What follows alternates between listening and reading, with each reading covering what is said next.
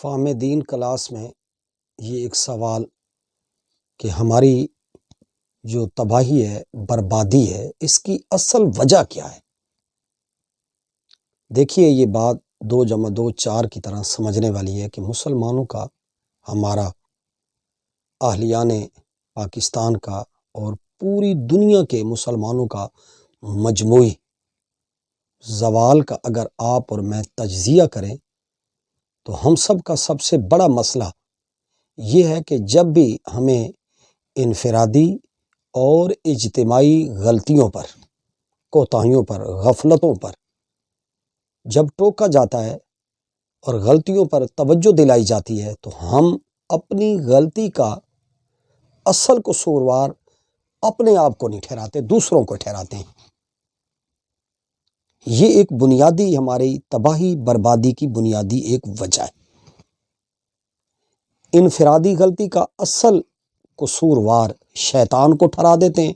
اور خود اطمینان سے بری ہو جاتے ہیں۔ ہم میں سے ہر آدمی کا یہ رویہ ہے۔ پھر دوسرے لوگوں پر اپنی غلطی کا بار ڈال کر خود مطمئن ہو جاتے ہیں۔ مثلا دیکھیے، لوٹ کھسوٹ ہم کرتے ہیں، رازنی ہم کرتے ہیں، چوری ہم خود کرتے ہیں، ناپ تول ہم خود کم کرتے ہیں، بددیانتی ہم خود کرتے ہیں، ڈکیتی، مہنگائی، کرپشن، بددیانتی، خیانت، مال میں ملاوٹ، یہ سب کچھ ہم خود مسلمان خود کرتے ہیں، بشمول ہمارے۔ دودھ میں پانی ہم ملاتے ہیں، تقریر میں جھوٹ کی آمیزش ہم خود کرتے ہیں، وعظ میں، نصیحت میں، تبلیغ میں، مسجد میں، مدرسے میں، کالج میں، یونیورسٹی میں، انتظامی اداروں میں، عدالت میں، کچہری میں، انصاف کی کرسی میں، فوجی اداروں میں، انتظامیہ میں، ہر جگہ پر ہم مسلمان ہی گڑبڑ کرتے ہیں اور اسے ہم غیر ملکی پھر سازش قرار دیتے ہیں۔ ٹانگے ہمارے حکمران ایک دوسرے کی خود کھینچتے ہیں، لڑتے ہم آپس میں خود ہیں، دھینگا مشتی ہم خود کرتے ہیں، آپا دھاپی ہم خود کرتے ہیں، ایک دوسرے کی ٹانگیں ہم خود کھینچتے ہیں، ایک دوسرے کا گریبان ہم خود پکڑتے ہیں۔ علماء ہوں اور نام نہاد صوفیاء ہوں، مشائخ ہوں، حکمران ہوں، سیاستدان ہوں، ججز ہوں، فوجی ادارہ ہو، انتظامیہ ہو، مقننہ ہو، تمام اداروں میں آپ چلے جائیں کہ ہم تباہی اور بربادی اور زوال کا سبب دوسروں کو قرار دیتے ہیں۔ ہم کہتے کیا ہیں؟ امریکہ نے یہ سازش کر دی ہے، یورپ نے یہ سازش کر دی ہے۔ چوری ہم کرتے ہیں، مہنگائی ہم کرتے ہیں، بددیانتی ہم کرتے ہیں، ناپ تول میں کمی ہم کرتے ہیں، اور مہنگے داموں چیزوں کو ہم خود فروخت کرتے ہیں، ملاوٹ کر کے ہم خود چیزوں کو بیچتے ہیں، آپس میں مذہب کے نام پر خود لڑتے ہیں، روپے پیسے مال دولت کے نام پر ہم خود لڑتے ہیں، دستوں کے ربا ہوتے ہیں، اقتدار پر، کرسی پر ہم خود لڑتے ہیں، اور اسے امریکہ اور یورپ کی سازش کا نتیجہ قرار دے کر خود بری و ذمہ ہو جاتے ہیں، مطمئن ہو جاتے ہیں۔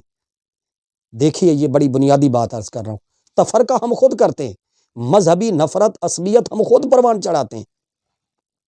ایک دوسرے پر کفر اور شرک کا فتویٰ ہم خود لگاتے ہیں، دہشت گردی اور انتہا پسندی میں ہم خود مبتلا ہوتے ہیں، اسلام اور جہاد جیسے مقدس ناموں پر تفریق ہم خود مذہبی واعظین، مبلغین، علماء، فضلاء، محققین اور مدارس کے اندر بیٹھ کر ہم اپنے بچوں کو، اپنے نوجوانوں کو انتہا پسندی، دوسرے فرقے کا کفر ہم خود پڑھاتے ہیں اور پھر الزام دوسروں کو دیتے ہیں۔ ایک دوسرے کی مسجدوں کو تالے ہم خود لگاتے ہیں، ایک دوسرے کی مسجدوں سے ہم ایک دوسرے کو خود نکالتے ہیں، فلاں ہماری مسجد میں نہیں آ سکتا، فلاں نہیں آ سکتا۔ ایک دوسرے کے جلسوں اور جلوسوں پر پتھراؤ ہم خود کرتے ہیں اور اسلام کو بدنام بھی ہم خود کرتے ہیں۔ لیکن جب تجزیہ کرتے ہیں، انالیسس کرتے ہیں، اسباب انتہا پسندی کا کھوج لگانے کی کوشش کرتے ہیں تو اپنے گریبانوں میں نہیں جھانکتے، اپنے مروجہ نصاب، اپنے مروجہ مزاج اور اپنے تعلیمی نظام، اپنے مدرسے اور مسجد میں دی جانے والی تعلیم اور تربیت میں پایا جانے والا جو گیپ ہے، جو خلیج ہے، جو وقفہ ہے، جو اس کے اندر سکم ہے، جو اس کے اندر خرابی ہے، اس کا ہم کھوج نہیں لگاتے۔ الزام سامراج کو دیتے ہیں، یورپ کو دیتے ہیں، امریکہ کو دیتے ہیں، شیطان کو قرار دیتے ہیں۔ میرا اس بات سے اختلاف نہیں ہے کہ اقتدار کی ریشہ دوانیاں یورپ اور امریکہ میں ہوتی ہیں، لوگ کرتے ہیں، لیکن اس کے کاسا لیس اعلی کار کون بنتے ہیں، ان کے ایجنٹ کون بنتے ہیں، ان کے ہاتھوں پر کھیلتے کون ہیں؟ ذاتی لڑائیاں تو ہماری ہوتی ہیں نا۔ تو لہٰذا یک طرفہ طور پر بیرونی سازش کے کھاتے میں ڈال کر خود مطمئن ہو جانا، یہ بہت بڑی خود فریبی ہے۔ اپنے گناہوں اور اپنے جرائم کی ذمہ داری شیطان کے کھاتے میں ڈال کر مطمئن ہونا بہت بڑی غلط فہمی۔ غور اور فکر کا محور یہ ہونا چاہیے، جو میں عرض کرنا چاہوں گا کہ اللہ تعالیٰ کی سنت یہ ہے کہ جب لوگ ایمان اور عمل صالح کی زندگی اختیار کرتے ہیں تو زمین پر بھائی چارے کا ماحول پیدا ہوتا ہے۔ جب لوگ نافرمانی کرتے ہیں، گناہ کرتے ہیں، فسق و فجور میں مبتلا ہوتے ہیں، تو پھر ان پر بطور سزا ظالم حکمران مسلط کر دیے جاتے ہیں۔ تو یہ بات یاد رکھنے والی ہے، جو سمجھنے والی ہے کہ یہود کی تاریخ میں دو بڑی بربادیوں کا ذکر قرآن نے کیا ہے۔ وہ سورہ بنی اسرائیل کے آغاز میں بھی بیان ہوا ہے کہ پہلی دفعہ بخت نصر اور دوسری بار ٹائٹس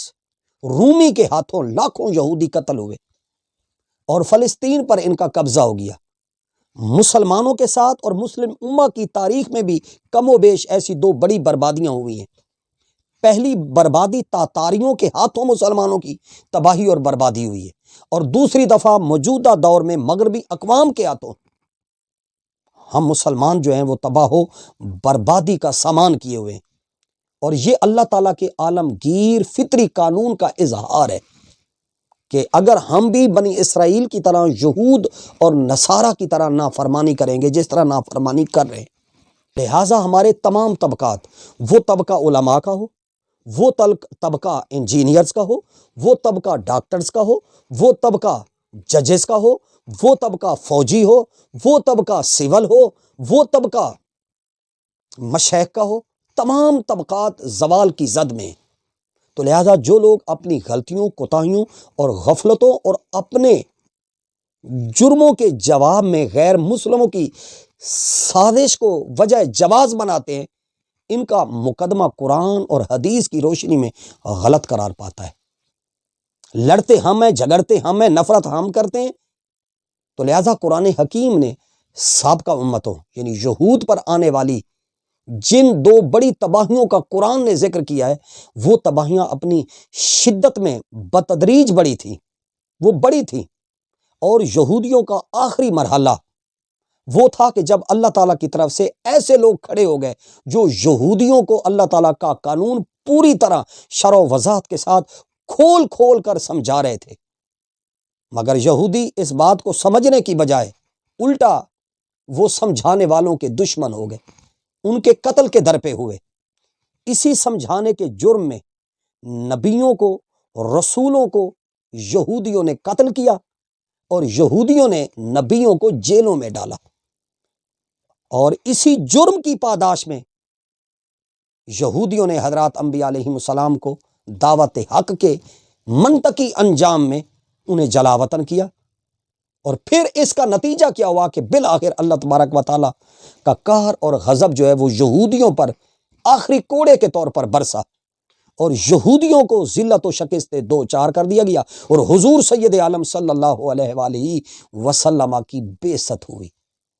لہٰذا آج قرآن کی روشنی میں، قرآن کے اس فریم ورک میں امت مسلمہ کو اپنی انفرادی اور اپنی اجتماعی اصلاح کے لاہ عمل کو سمجھنا ہوگا کہ آج مسلمانوں کو بھی یہ بات اسی طرح سمجھائی جا رہی ہے جس طرح یہود کو سمجھائی گئی تھی، مگر بدقسمتی سے مسلم لیڈرشپ اور مبلغین، ارباب علم و دانش، مذہبی اشرافیہ اور نام نہاد مذہبی طبقہ نے سمجھانے والوں کی بات کو ماننے کی بجائے سمجھانے والوں کو اپنے الزامات اور بہتانات کا ہدف بنا لیا ہے۔ کہا جاتا ہے کہ یہ تو امریکہ نواز ہیں، یہ امریکہ کے ایجنٹ ہیں، یہ یہودیت کے ایجنٹ اور اعلی کار ہیں، مغرب کے اعلی کاری کا تانا دیتے ہیں لیکن معذرت کے ساتھ یہ بات مدارس، مساجد، مبلغین، علماء اور دعوت کا کام کرنے والے لوگوں کے نام، یہ اس آخر خاکسار کا ادنا سا ایک پیغام ہے۔ اس کو ٹھنڈے غور و فکر کے ساتھ سمجھیں کہ ہم ایمان اور اخلاق کی اصلاح کرنے کی بجائے الٹا فرقہ واریت کی دلدل میں پھنستے جا رہے ہیں۔ یوں پورا عالم اسلام اور پاکستان کے مسلمان اللہ تعالیٰ کی نافرمانی کو چھوڑنے کے لیے تیار نہیں ہے۔ اپوزیشن لیڈر ہوں یا حکمران ہوں، دونوں نافرمانی کے اندر مبتلا ہیں۔ ہماری تمام سیاسی جماعتیں وہ پوری طرح یہود کے نقش قدم کی پیروی کر رہی ہیں۔ مسلمان اس لیے انفرادی سطح پر بھی بے سکون ہے اور اجتماعی سطح پر بھی ذلت و رسوائی کا شکار ہے۔ ہمیں انفرادی طور پر اور اجتماعی طور پر اپنی تباہی اور بربادی سے بچنے کے لیے ایمان کامل کی تجدید اور احیاء ایمان کی ضرورت ہے، اور اس کے ساتھ اچھے اعمال کو اختیار کرنے کی ضرورت ہے۔ اور آپ اور میں ایمان اور اعمال صالحہ کی دعوت پر خود بھی عمل کریں، دوسروں کو بھی عمل کرنے کی دعوت دیں۔ اپنی فکر اور شخصیت کو قرآن کے پیش کردہ اخلاقی معیارات پر ہم پرکھیں۔ رسول رحمت صلی اللہ علیہ وآلہ وسلم کے اخلاق عالیہ کا جب تک ہمارے تمام مسلمانوں کے طبقات نمونہ فراہم نہیں کریں گے تو ہم اس دلدل سے نکل نہیں سکیں گے، اس زوال کے چنگل سے نکل نہیں سکیں گے۔ تباہی اور بربادی جو ہے یہ ہماری رکنے والی نہیں ہوگی۔ تو اس کا ایک ہی طریقہ ہے قرآن اور نبی کریم صلی اللہ علیہ وآلہ وسلم کا اسوہ حسنہ۔ اللہ تبارک و تعالیٰ آپ کو مجھے سچے دل سے اپنے کیے اعمال پر توبہ کرنے کی، پشیمانی اختیار کرنے کی، ندامت اختیار کرنے کی، اور قرآن اور نبی کریم صلی اللہ علیہ وسلم کے اسوہ حسنہ کی طرف لوٹنے کی توفیق نصیب فرمائے۔